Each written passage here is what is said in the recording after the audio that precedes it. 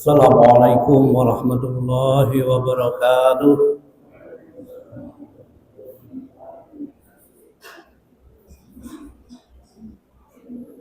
Alhamdulillah,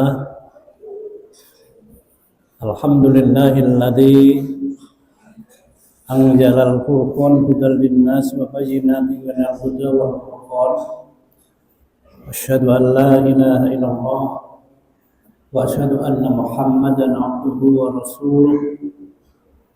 Allahumma salli wa sallim ala Muhammadin wa ala alihi wa ashabi ajma'in, amma ba'd. Jamaah pengawasan Masjid Sebamangala dengan menghormati, puji dan syukur marilah kita panjatkan kehadirat Allah atas segala nikmat yang diberikan kepada kita, sehingga pada malam hari ini kita masih diberi kesempatan untuk hadir di masjid ini dengan kondisi sehat walafiat, dan mudahan kehadiran bapak-bapak, ibu-ibu semuanya tergolong ibadah yang akan mendapatkan pahala dari Allah Subhanahu wa taala. Jamaah rahimakumullah, hari ini kita sudah memasuki dan pada akhir bulan ini adalah akhir dari bulan Dzulqa'dah, dan tepatnya hari ini kita sudah memasuki hari yang ke-25, tanggal selawi Dzulqa'dah 1447 Hijriah, dan insya Allah bulan Dzulhijjah akan segera datang dan kita masuki. Jadi kalau sekarang tanggal 25, 26, 27, 28, 29, 30, karena bulan Dzulqa'dah itu sampai tanggal 30 hari. Nah, bicara masalah Dzulhijjah, kalau kita sudah memasuki bulan Dzulhijjah, pasti orang akan mengkaitkan, dan itu pasti terkait. Nah, karena kalau kita bicara tentang Dzulhijjah, bulan haji Dzulhijjah itu artinya apa? Hadis itu kita lalu bisa merangkai. Kalau bulan Dzulhijjah itu saudara-saudara kita pada hari ini, bulan ini sudah mulai berangkat untuk menunaikan ibadah haji. Kalau tidak keliru, besok tanggal 18 itu terakhir. Jadi seperti saya dulu juga terakhir. Jadi sampai sana sudah tinggal 2 hari, terus kita melakukan perjalanan untuk melakukan tawaf wajib. Lalu tanggal 8 kita menuju ke Mina, tanggal 9 ke Arafah. Nah, ini kalau kita bapak-bapak yang sudah tindak haji pasti hafal dan pasti pingin lagi, karena ini ibadah yang sangat spektakuler ya. Nunggunya juga lama sekarang ini.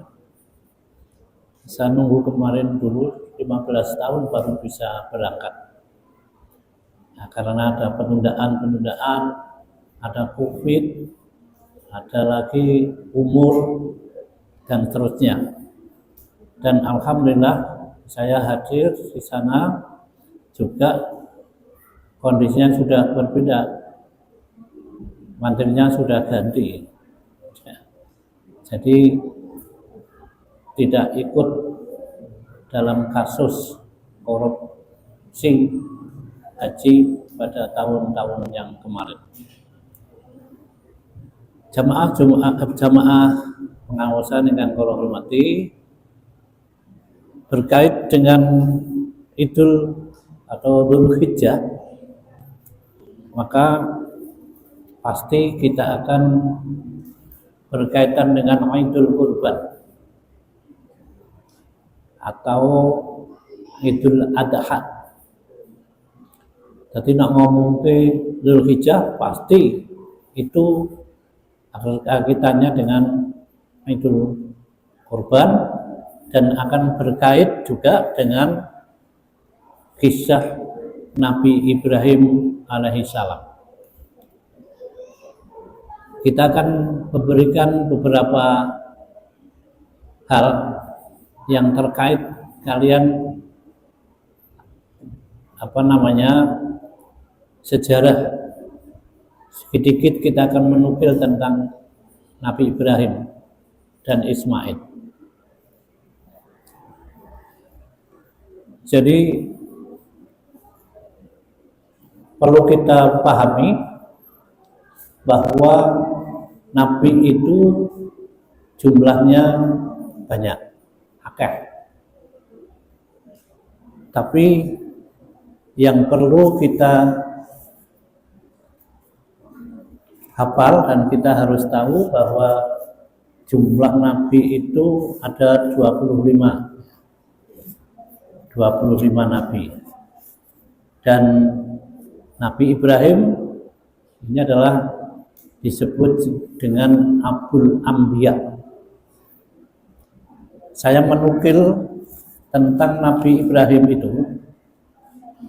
Nabi Ibrahim itu disebutkan dalam Al-Quran itu sampai 69 kali. Tapi saya belum pernah menghitung. Nah, ini para mufassir sudah menghitung bahwa Ibrahim itu disebutkan dalam Al-Quran sampai 69 kali di dalam Al-Quran yang terdapat di 25 surah. Ada 25 surat Ibrahim itu disebutkan sampai ke 69 kali. Silakan bapak-bapak kalau mau ngecek nanti di wonten dalam bisa dicek. Ya. Terdapat dalam surat Al-Baqarah itu ayat 125, 124, 126, 127, 130 dan seterusnya. Sampai beberapa ayat ini 1, 2, 3, 4, 5, 6, 7, 8, 9, 10, 11, 12 itu baru dalam surat Al-Baqarah. Nah, sehingga kita bisa mengambil kesimpulan bahwa Nabi Ibrahim alaihissalam itu disebut Abul Anbiya. Abul itu ya bapak. Anbiya itu dari kata Nabi, kalau jamaknya Anbiya. Jadi kalau mufradah kata tunggalnya itu Nabi, kalau namanya jamak yaitu Anbiya. Jadi Anbiya itu buatan kode basa Jawa bukan. Nah, Anbiya itu para nabi. Jadi bapaknya nabi-nabi gitu. Karena apa? Karena memang Nabi Ibrahim itu anak keturunannya itu menjadi nabi. Nabi Ibrahim itu dilahirkan di Irak, selatan Irak. Dan waktu kelahiran kita tahu bahwa kondisi waktu itu masih di bawah kendali Abraha. Sehingga Nabi Ibrahim lahir setelah dewasa memang cerdas. Nabi Ibrahim itu pinter lah. Sehingga setelah dia itu menginjak dewasa, itu pikirannya sangat cemerlang. Kecemerlangannya itu bisa membaca dan bisa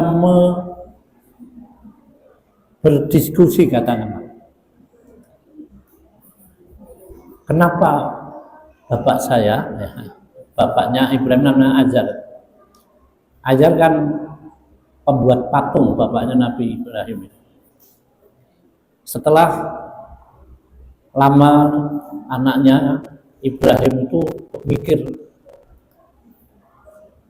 dan memberanikan dia itu bertanya pada bapaknya, kenapa bapak membuat patung kok disembah-sembah? Dialog yang begitu singkat, tapi bapaknya merasa terpojok. Karena Ibrahim, wong bapak gawe kok disembah. Ya. Lucu betul ya nek cara Jawa. Barang kita yang membuat malah disembah-sembah, dimintai apa-apa, kok begitu? Akhirnya ayahnya tidak bisa menjawab. Karena rasa jawab, kowe menawa wae lah. Mungkin biyen kawan iki gitu. Itu Ibrahim. Puncaknya karena Ibrahim sudah dalam riwayat itu ada namanya Ibrahim mencari Tuhan. Jadi bahwa dunia ini pasti ada yang membuat. Maka dia mencari, ada matahari terbit, oh ini mungkin Tuhan.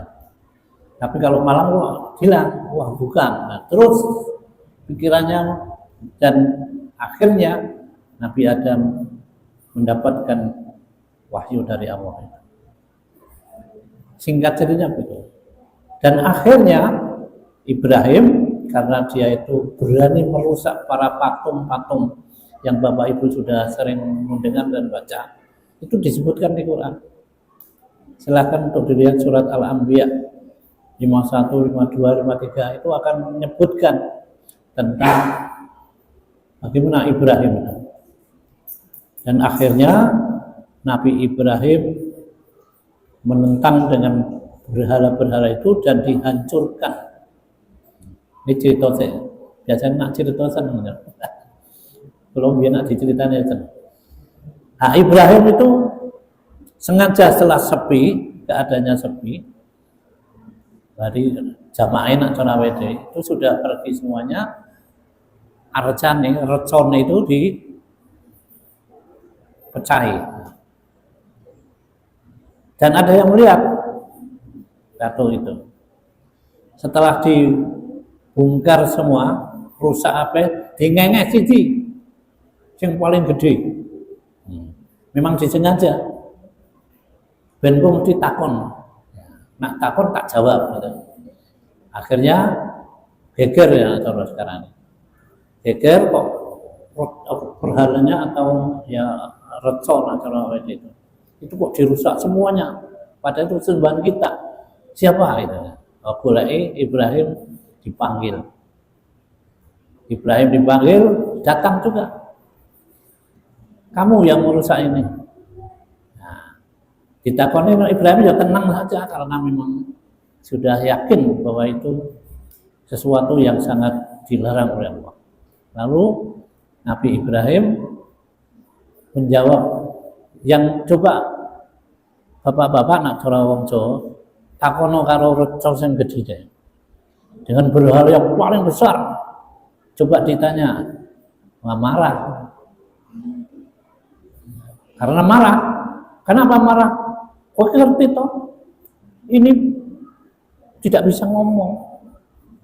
Nah, ora iso ngomong, ora iso aku ora iso. Padahal itu diberi kampak juga. Dikalungi kampaknya itu. Nah, akhirnya marah.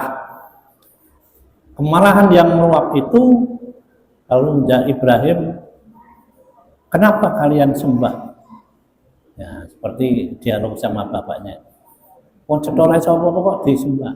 Nah, tapi karena dia sudah kurang akalnya, tapi banyak di antara para orang-orang kafir itu mengatakan kok logis, Ibrahim luar biasa, benar ya, ada yang begitu. Tapi karena tidak berani, kenapa tidak berani? Karena memang Abruha sangat kejam. Nah, akhirnya Ibrahim dibakar itu. Nah, maka pada waktu dibakar Allah memberikan wahyu, ya naruku bardan wa salaman ala Ibrahim. Nah, jadi Allah memberikan kepada Ibrahim, ya naruku, wahai api. Api itu cetok panas banget. Ini karena Allah didadekake adem, anyes, semil. Makanya pada waktu dibakar Nabi Ibrahim itu yang seperti di dalam seperti ini, ISIS menak gitu. Padahal orang-orang yang di luar sudah yakin kalau Ibrahim itu akan mati. Nah, itu.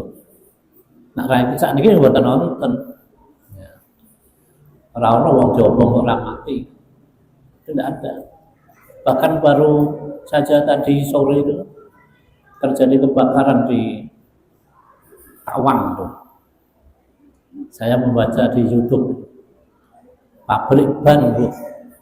Pabrik ban itu kebal, ya banyak yang luka, ada yang terbakar, bahkan di bawah karena itu di tempat parkir motor-motor, dan mungkin ada bagian saya membaca motornya itu 500 habis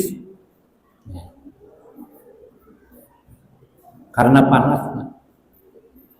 Tapi waktu itu Nabi Ibrahim, karena Allah memberikan kepada Nabi Ibrahim kebenarannya, maka setelah selesai api semakin meredup, orang-orang sampai bingung. Nah, banyak yang kok Nabi Ibrahim orang apa Pak, melecet atau kena sedikit pun itu tidak apa. Maka banyak orang-orang. Tapi kalau orang yang sudah tertutup hatinya, maka dia tetap tidak beriman. Nah, itu sudah itu.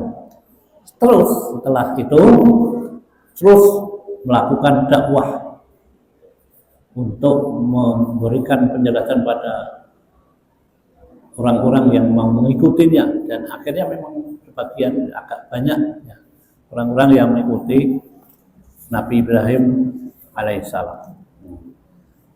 Setelah itu, setelah keadaannya memang tidak kondusif, nah, sekarang tidak enak, maka Ibrahim pindah di Palestina, di Hebron sana. Setelah pindah, lalu punya istri Nabi Ibrahim itu pertama Sarah. Ya. Karena sudah sampai usia tua, Nabi Ibrahim juga sudah tua, bahkan tua banget, tidak punya anak. Sarah menyampaikan kepada Ibrahim suaminya supaya Ibrahim nikah lagi, kawin ya. Nah, pada waktu diberi atau untuk kawin itu sudah disiapkan istrinya. Siapa yang kudu tak kawin ini? Apa ono wong sakniki bojone kok akon kawin bojone? Saya kira tidak ada. Wis ra ono, malah ngamuk. Nah, ya biasanya bapaknya kalau aku tak bojone ya kuwate marah ya. Tapi ini Sarah itu menyuruh, dan akhirnya dinikahkan dengan Hajar. Tapi bapak ibu udah takut ya biar nikahi biar belum. Pokoknya dijodohkan dengan Sarah Hajar. Setelah Hajar itu padahal itu pembantunya. Nah, nang Jawa biasanya ditambah Siti jenenge. Aslinya ya Hajar aja. Tapi wong Jawa sok nambah Siti Hajar, ya, Siti Sarah tidak ada. Dalam ayatnya juga Hajar aja. Akhirnya ini nanti cerita itu habis. Setelah nikah dengan Sarah, akhirnya walaupun Pak Ibrahim ini sudah tua sekali, ada yang menyebutkan pada waktu punya anak itu sudah berumur 80 lebih. Hajar ya sudah tua juga. Akhirnya lahirlah Ismail, dan Ismail dibawa ke Makkah itu. Perjalanan dari Palestina ke Makkah itu cukup jauh, aduh banget. Padahal zaman dulu belum ada kendaraan. Pakai unta. Setelah perjalanan yang sangat jauh dan lelah, ya, Hajar ditinggal di padang pasir yang begitu panas, tidak ada pohon-pohon pun di situ. Dan Ibrahim menurunkan Hajar dan anaknya Ismail. Kita bisa bayangkan, buone panas orang sudah luar biasa. Kalau sekarang sudah mulai agak banyak rumput-rumputnya di Mekah. Ya. Tetapi waktu itu belum ada manusia, juga belum ada. Hajar kaget, kenapa saya kok dibawa ke sini dan ditinggal begitu saja. Tanya sama Ibrahim, ya Ibrahim, takon, kenapa saya ditinggalkan di sini? Gue ini anakku kecil ya. Sampai mengibah. Berulang kali Hajar bertanya, tapi Ibrahim tidak bisa menjawab. Saking arah omong ya. Pokoknya setelah diberi air minum hanya satu, kalau biar kempes kampes itu. Jadi dulu ada kulit yang untuk memadai air itu. Nah, terus Ibrahim kembali ke Palestina. Setelah kembali, baru mau berangkat dicekel nih. Ya Ibrahim, kenapa saya diudah terus? Tapi Ibrahim tetap tidak menjawab. Sampai 3 kali Hajar bondeni, orang gelem jawab. Lalu Hajar di dalam riwayatnya disebutkan, apakah ini perintah Allah? Baru Ibrahim menyampaikan, na'am, iya. Jadi ini perintah Allah. Coba Bapak Ibu yang sudah ke Mekah begitu, waktu itu seperti apa? Sekarang aja seperti itu. Kalau kita berjalan dari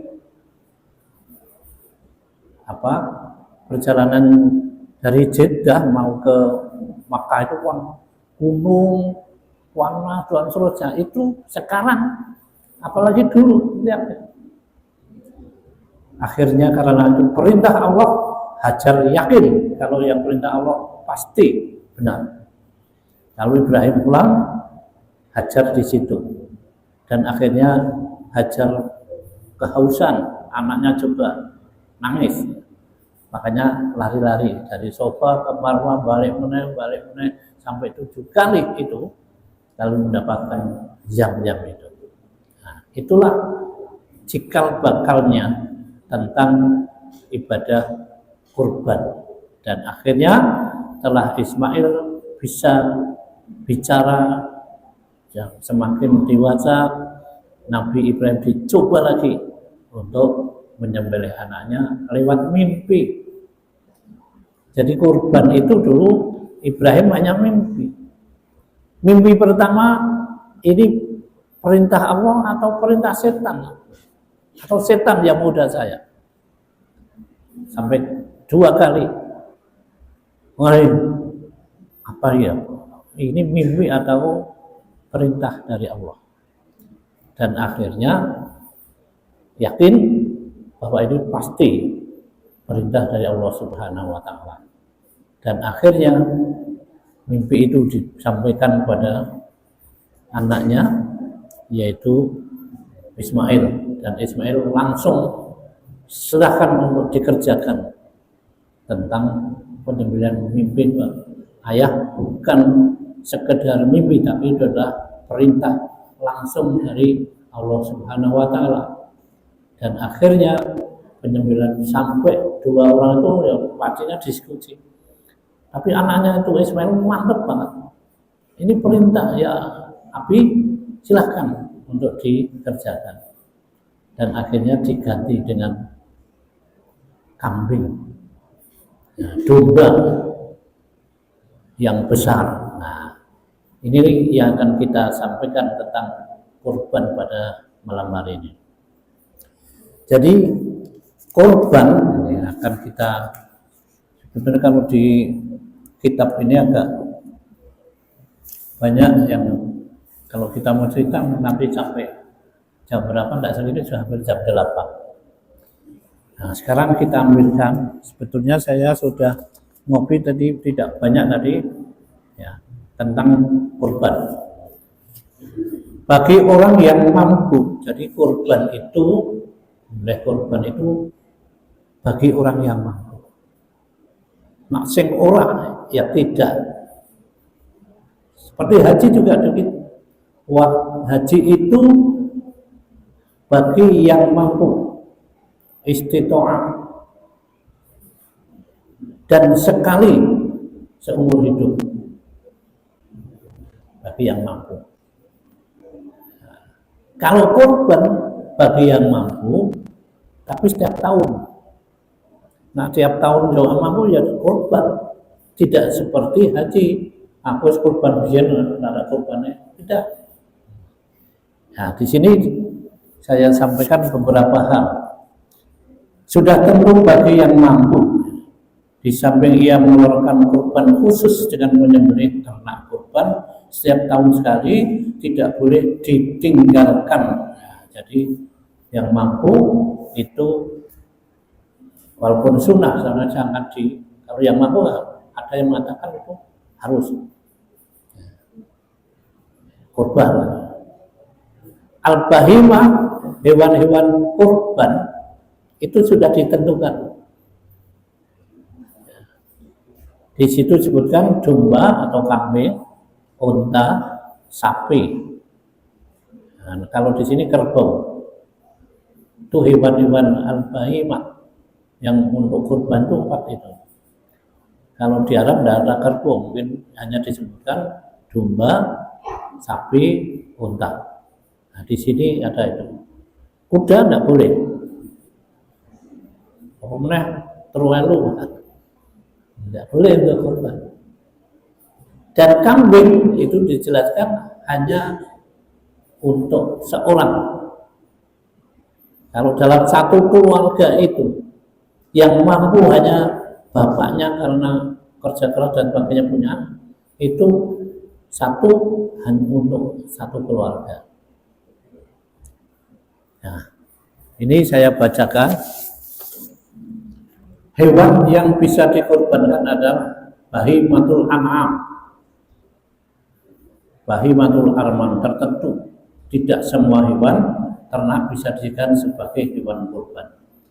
Adapun binatang ternak tertentu berupa unta, sapi, kerbau, domba atau kambing. Untuk pengadaan dan pembiayaan hewan kurban tersebut, ada yang bisa ditanggung oleh seorang dan ada pula yang bersekutu sebagaimana sabda Nabi. Jadi ada kurban tapi bisa rombongan, gampangnya gitu.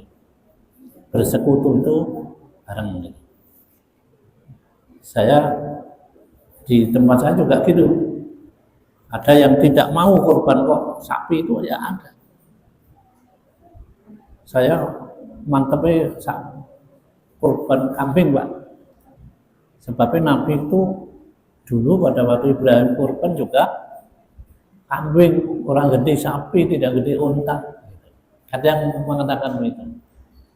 Tetapi kalau kita kembali pada bahimatul an'am tadi, yang boleh untuk kurban itu unta, sapi, makanya tidak apa, boleh Hanya kemantepan tadi, ada yang mantep aku. Wah, saya tawari itu berulang-ulang tidak mau. Saya maunya kambing, saya nanti titip kambing gitu. Ya sudah, tidak apa-apa, karena memang begitu. Nah, hadisnya menyampaikan demikian. Tidak akan saya bacakan, panjang. Saya artinya aja. Dan telah menceritakan kepadaku Muhammad bin Hatim, telah menceritakan kepada kami Yahya bin Sa'id dari Ibnu Juraij, telah mengabarkan kepadaku Abu Jubair bahwa ia mendengar Jabir bin Abdullah berkata, kami bersekutu bersama Nabi Shallallahu Alaihi Wasallam di dalam haji dan umroh, yakni 7 orang berkorban seekor unta atau seekor sapi. Kemudian seorang laki-laki bertanya pada Jabir, bolehkah bersekutu dalam kambing sebagaimana bolehnya bersekutu dalam unta atau sapi? Jabir menjawab, tidaklah kami bersekutu kecuali dalam badanah atau unta atau sapi. Jadi yang boleh bersekutu itu hanya sapi dan unta atau kerbau tadi. Jabir juga turut serta dalam peristiwa Hudaybiyah. Ia berkata, di hari itu kami menyembelih 70 ekor badanah, 70 ekor sapi. Setiap 7 orang dari kami bersekutu untuk kurban seekor badanah.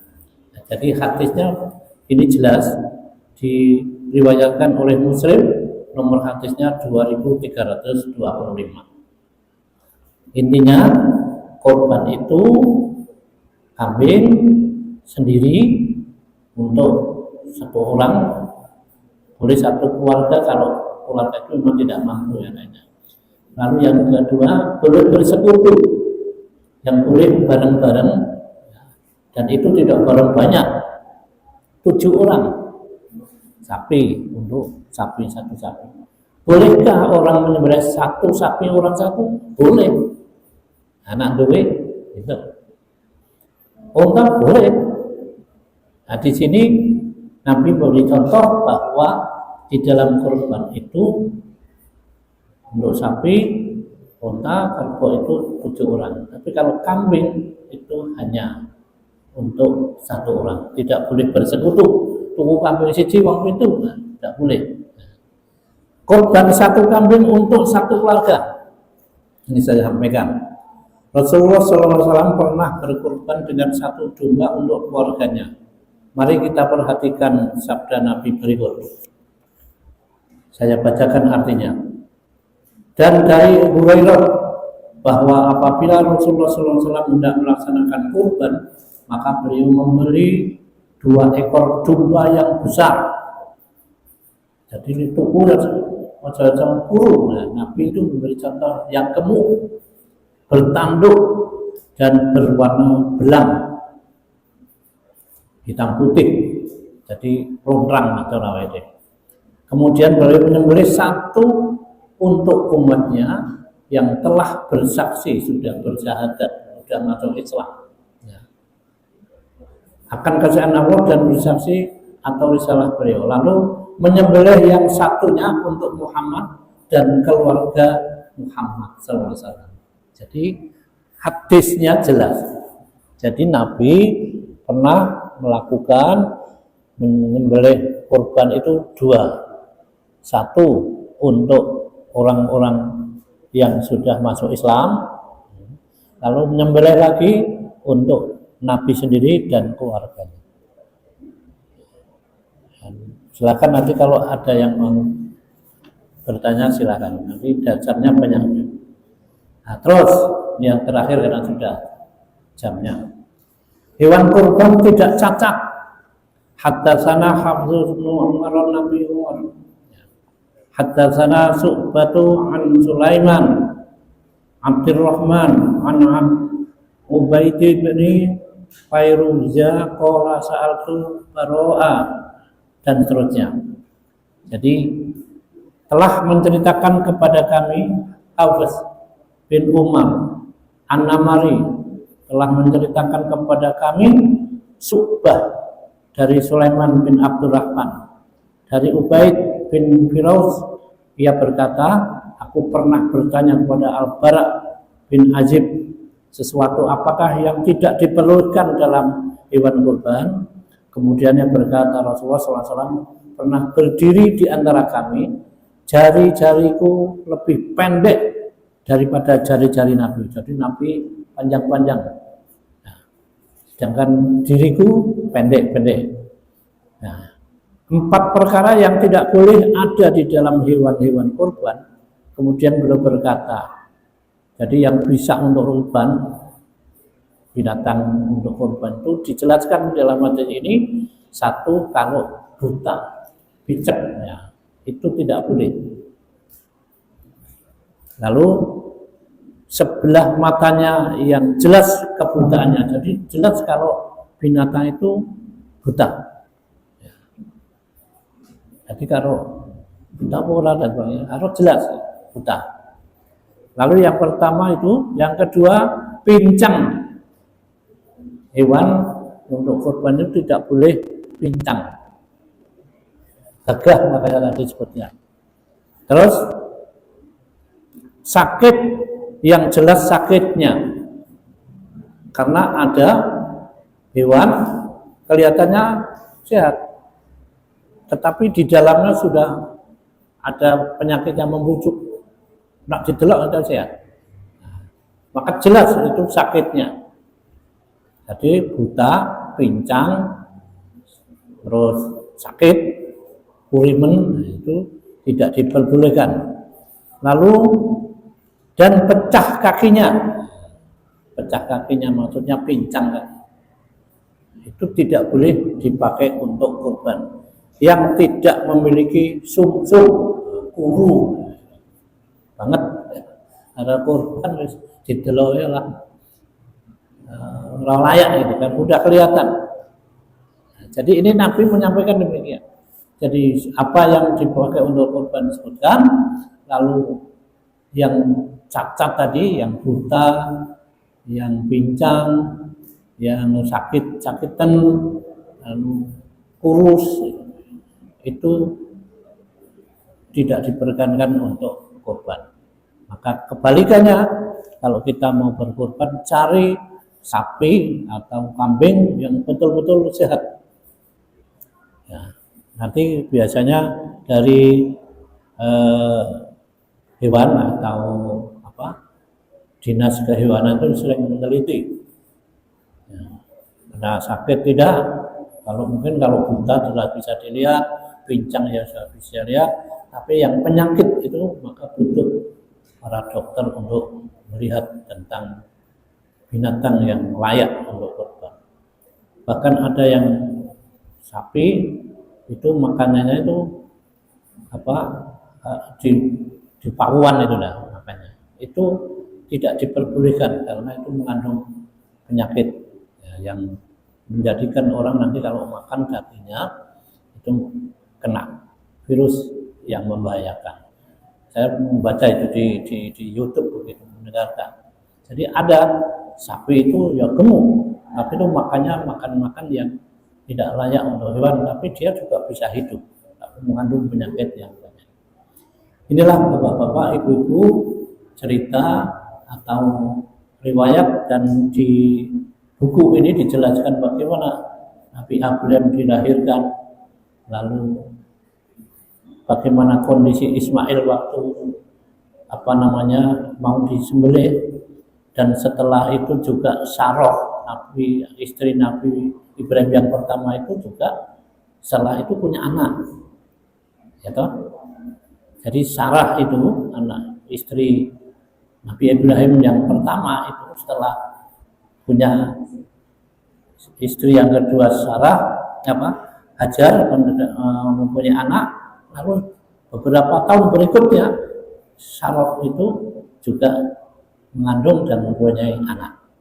Jadi anaknya Nabi Ibrahim 2, satu Ismail, yang kedua Ishak, dan dua-duanya itu turunnya menjadi para nabi.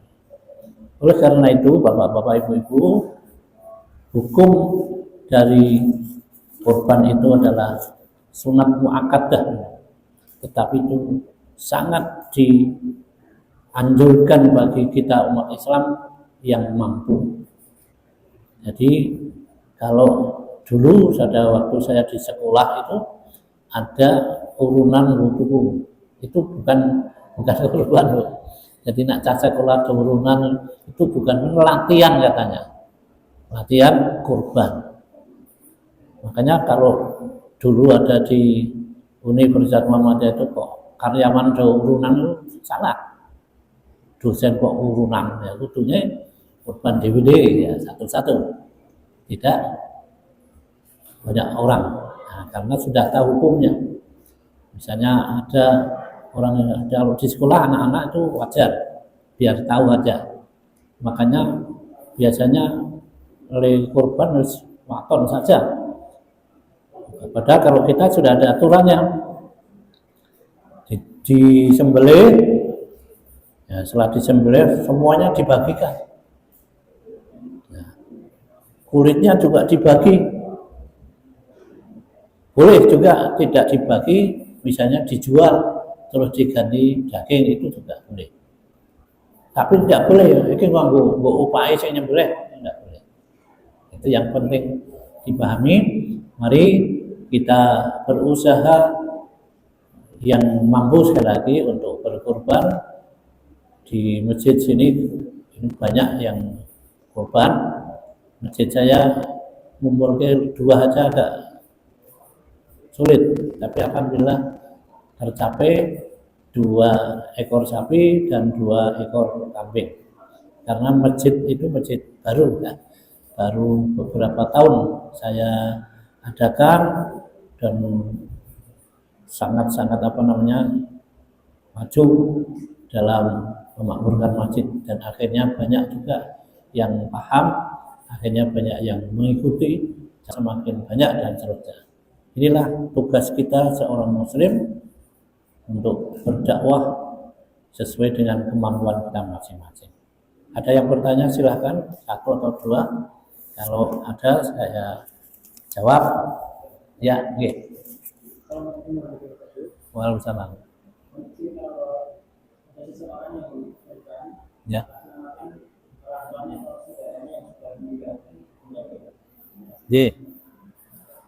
Pak, terus banyak yang seperti itu. Kalau kita membaca pengertian kurban tadi memang tidak boleh, Bu. Karena apa? Karena kurban itu bagi orang yang mampu. Tapi ulama lalu mencari solusi. Artinya kalau dia pada waktu masih hidup itu punya nazar untuk kurban, itu boleh. Jadi intinya sebetulnya kurban itu kan hanya bagi yang mampu juga. Kalau orang yang sudah meninggal, otomatis kan dia sudah tidak mampu, Pak. Tetapi para ulama, setelah saya juga membaca di situ, pertama kalau yang sebelum dia itu meninggal itu nazar, besok aku lalu diberi kurban, ya itu boleh, Pak. Yang kedua, karena dulu juga belum kurban atau sudah masih banyak rezekinya, lalu dia melakukan kurban, anaknya itu, Bapak rezeki ini tak boleh kurban ke Bapak. Ini sebagian ulama juga membolehkan. Jadi di tempat saya juga ada yang begitu, Pak. Saya terima, Pak. Nah, saya terima artinya pada orang yang mau kurban itu untuk Bapak saya sudah suntik, Pak. Nah, setelah saya lihat-lihat di dalam itu diperbolehkan. Insya Allah anaknya yang mengorbankan untuk bapaknya itu pahalanya tetap kepada orang tua yang meninggal. Jadi memang ada yang tidak membolehkan, tapi ulama sebagian besar membolehkan. Jadi kalau saya cenderung yang boleh. Gitu. Moga ingkang wonten ibu-ibu, moga Bu. Nak wonten tasik jam 8 dosa. Bismillahirrahmanirrahim. Ada, betul? Ya. Boten wonten. Ya. Nggih, sampun boten. Kalau tidak ada, ini memang kurban itu sering-sering banyak apa namanya pertanyaan. Kurban itu zaman Nabi itu dibagikan tidak hanya kepada orang Muslim. Kalau zakat fitrah, ya, fuqara wal masakin, ya, dan itu orang Islam. Kalau untuk kurban dibagi mentah, nah, kepada orang-orang yang membutuhkan atau orang yang tidak menerima tadi, tidak harus orang Muslim. Ya. Nah, ono pengguna yang orang Muslim, nah, itu juga boleh diberikan hak untuk menerima kurban. Jadi begitu cara kita, karena memang berbeda dengan zakat fitrah tadi. Zakat fitrah itu dasarnya. Dan yang sering juga menjadi masalah sekarang karena kita sudah bisa mengakses baca pada hadis-hadisnya, pada waktu misalnya ini mau nyembelih sapi, itu ditambah, kalau misalnya ulun belinya sapi itu 3.500.000 misalnya, itu baru sapinya, wong itu misalnya 24 juta lebih, itu dibagi 7, lalu ditambah untuk biaya operasional itu. Ya. Jadi tidak boleh mengambil dari hewan kurbannya. Nah, jadi misalnya tadi itu didolke ini khususnya boleh, tidak boleh, tidak mau upah. Jadi daging itu utuh dibagi 7, lalu sepertiga, lalu lainnya dibagi. Tidak bagi 7 terus bagiannya go kabeh mboten. Nah, 7 itu nanti di sepertiganya diberikan kepada yang. Jadi sekali lagi, mari kita berkurban sesuai dengan syariah, sehingga kita betul-betul apa namanya memboleh kurban dengan baik dan benar sesuai apa yang dicontohkan oleh Rasulullah SAW. Makatan kita akhiri. Assalamualaikum warahmatullahi wabarakatuh.